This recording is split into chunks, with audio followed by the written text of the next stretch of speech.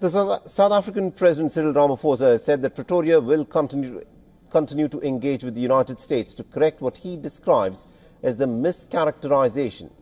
This in the backdrop of the Trump administration accusing the South African government of bringing in what the American government says are racist laws and is blocking aid to the country.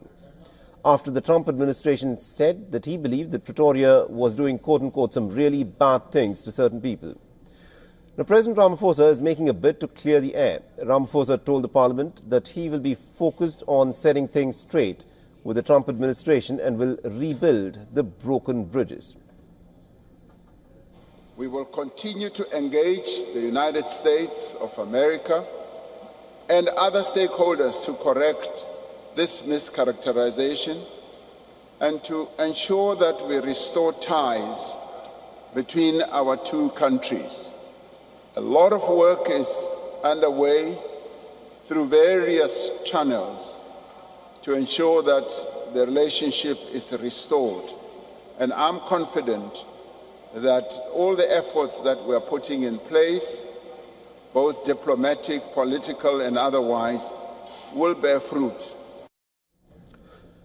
Now, the Washington-Pretoria diplomatic ties are at their lowest point since South Africa transitioned to democracy in 1994. Days after taking office, the American President Donald Trump signed an executive order directing a halt to all U.S. aid to South Africa. He also directed the refugee resettlement for Afrikaners in South Africa who are victims of unjust racial discrimination. Ramaphosa termed the actions of the Afrikaner interest group, AfriForum, and Solidarity in Washington as unpatriotic. Representatives of AfriForum and Solidarity had met with members of the Trump administration and submitted a list of recommendations. Ramaphosa lashed out on the move, blaming them for the U.S. actions. I have expressed my concern and my disappointment at what AfriForum and Solidarity have been doing in spreading misinformation about their own country in the United States. And I regard that as being non-patriotic, because when you are a patriot of a country, the best you do is to resolve the problems or issues you have in country rather than begin to damage the sovereignty of your country by running off to other countries and expecting them to take action against your own country. Now, South Africa's government of national unity that was formed after the ANC's electoral losses May last year has been plagued by contradictions since its inception. The Trump's actions, ironically, are seen as an external threat around which parties in the ruling coalition have rallied.